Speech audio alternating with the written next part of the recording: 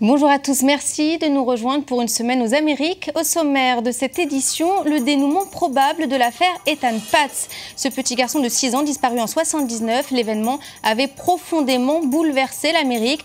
33 ans après, un homme a avoué son meurtre.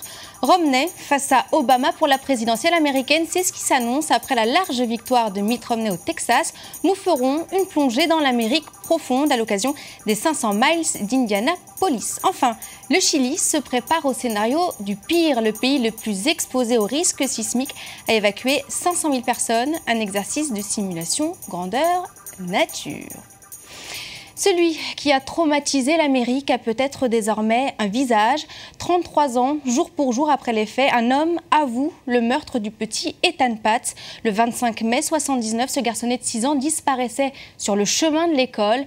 Dès lors, des moyens inédits vont être mis en place pour tenter de le retrouver. Le président Ronald Reagan fera même du 25 mai la journée internationale des enfants disparus. Retour sur le mystère Ethan Patz.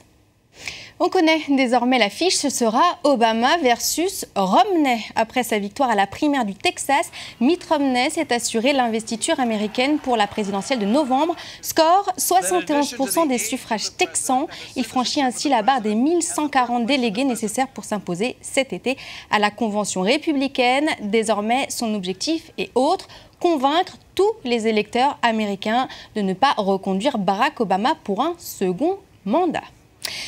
Dans chaque camp, la chasse aux électeurs prend donc un nouveau départ. Nous nous sommes rendus aux 500 miles d'Indianapolis, le Super Bowl de la course automobile. L'événement rassemble chaque année pas moins de 350 000 personnes. Une Amérique dont on parle peu, républicaine, rurale, croyante, qui compte bien faire entendre sa voix à l'occasion de la présidentielle prochaine.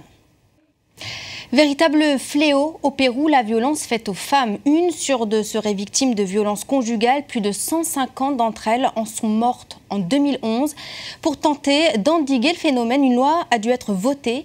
Lutter contre le féminicide en punissant plus lourdement ses auteurs.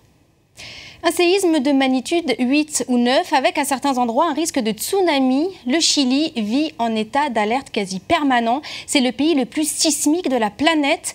Au grand mot, les grands moyens dans la région de Valparaiso, au bord de mer, exercice grandeur nature. Ce lundi, 500 000 personnes y ont participé.